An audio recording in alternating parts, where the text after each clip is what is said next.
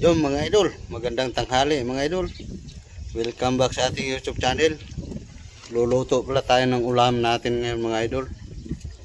Masarap na pang ulam. Siguradong matatakam kayo nito dahil napakasarap nito mga idol. Tara, puntahan natin. Ito na mga idol, nagisa na ako ng bawang sibuyas.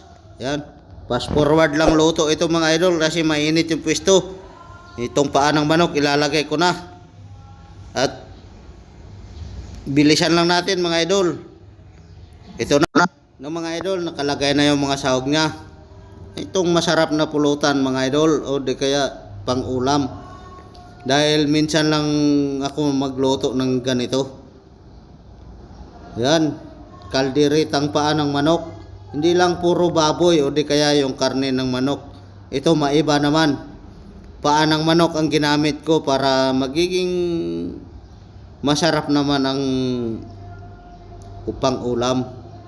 Kasi karamihan na niluluto mga idol, buto-buto ng baboy o di kaya baka, kambing, ginuluto ng kaldereta. Pero ito ngayon mga idol, kakaiba.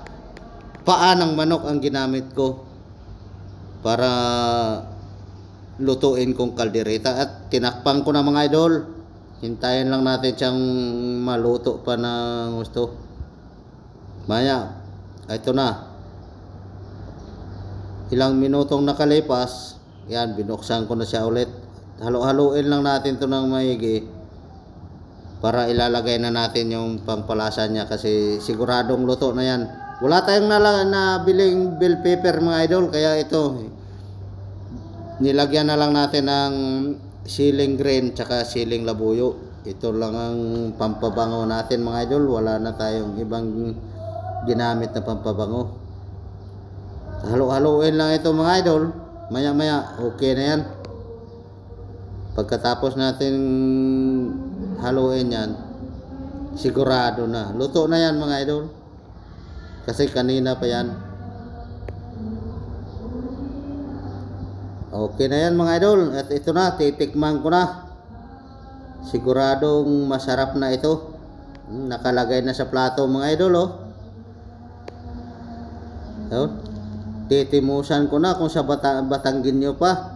Kakagat, unang kagat. Siguradong masarap. Napailing pa. Pangalawang kagat, halos nilahat na. Kaso medyo mainit.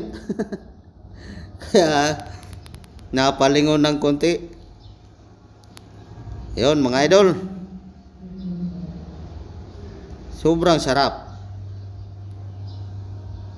Minsan lang natin ito nagawa mga idol. Ginawa nating kaldereta ang paa ng manok. Imbes na buto-buto ng baboy or di kaya baka, kambing, medyo mahal yon. Kaya dito tayo sa murang halaga pero masarap at okay ang lasa. Hanggang dito na lang tayo mga idol. Maraming salamat. Bye bye.